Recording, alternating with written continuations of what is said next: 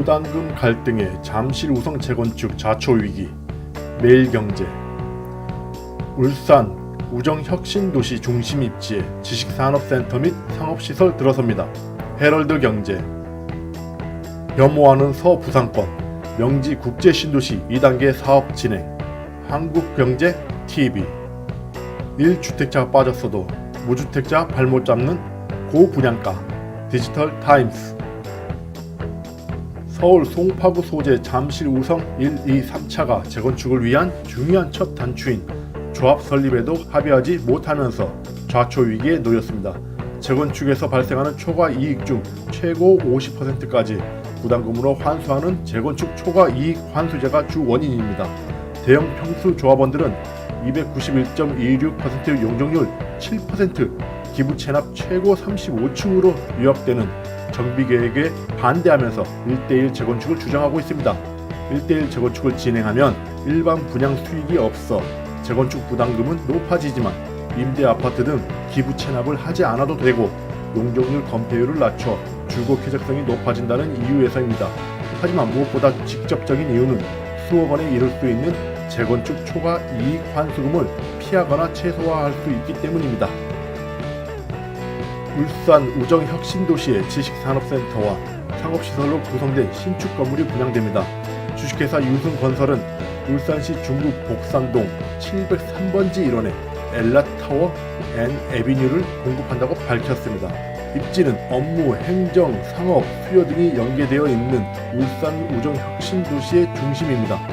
KTX 울산역, 울산공항과 가까우며 북부순환로, 경부고속도로, 동해고속도로 울산 IC 등을 통하며 광역 및 지역 내 이동이 편리하고 물류관리 또한 수월합니다. 같은 지구에 한국석유공사, 에너지관리공단, 한국산업인력공단, 근로복지공단 등 11개 공기업이 진출해 있고 현대자동차, 현대중공업, 부품 모듈화 산업단지, 울산 미포 국가산업단지 등도 위치했습니다. 울산시청, 중구청, 울산교육청, 울산 중부소방서, 울산 우편집중국 등 행정기관도 다양합니다. 입주기업은 업무 교류를 통한 시너지 효과를 기대할 수 있는 셈입니다. 서부산권의 대표적인 자족형 명품 도시로 발돋움하고 있는 명지 국제신도시가 2단계 사업을 앞두고 있습니다. 아직은 기반시설이나 교통 등의 정주 여건이 동부산권에 비해 열세이지만 앞으로의 발전 가능성만큼은 해운대 못지않다는 것이 업계 평가입니다. 때문에 실수요자들은 물론 많은 투자자들의 관심이 이어지고 있습니다. 명지 국제신도시에 대한 관심은 수치로도 확인할 수 있습니다. 지난해 9월 부산 명지 국제신도시 1단계에서 마지막으로 분양한 포스코건설 명지 더샵 퍼스트월드에는 총 22만 9,734명의 청약자가 몰렸습니다. 2017년 부산 전체 1순위 청약자 수인 85만여 명의 24%에 달합니다. 부산 1순위 청약자 수의 4명 중 1명은 이 단지에 청약했다는 뜻입니다. 2012년 이후 명지 국제신도시 내에서 분양한 아파트는 총 20개 단지로 청약자는 34만 명에 달합니다.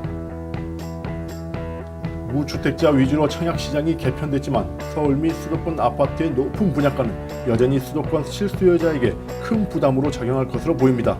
특히 이달 서울에서 분양되는 단지 역시 1년 사이 평당 200만에서 300만원 가량 오를 것으로 보여 앞으로도 내 집 마련을 고민하는 무주택자의 근심도 깊어질 전망입니다. 9일 부동산 업계에 따르면 오는 11일부터 무주택자 위주의 주택 공급에 관한 규칙 개정안이 적용됩니다. 개정안에 따르면 추첨제 물량의 일부가 무주택자에게 우선 공급되며 분양권이나 입주권을 가지고 있던 사람들도 앞으로는 1주택자로 간주돼 청약에 제한을 받습니다. 1주택자의 청약 자격 제한이 되면서 무주택자의 청약 당첨 가능성이 늘어나게 되는 셈입니다. 당장 서울과 수도권에서 청약을 준비하던 무주택자에게는 희소식입니다. 오는 14일 서울, 항구, 수도권 6곳에서 일제히 분양이 재개됩니다. 특히 경기도권은 7천 가구가 넘습니다. 청약시장이 무주택자에게 유리하게 개편됐지만 높아진 분양가 부담은 청약을 망설이게 하는 가장 큰 요소로 꼽힙니다. 이는 최근 서울과 수도권의 분양가가 무분별하게 치솟는 탓입니다.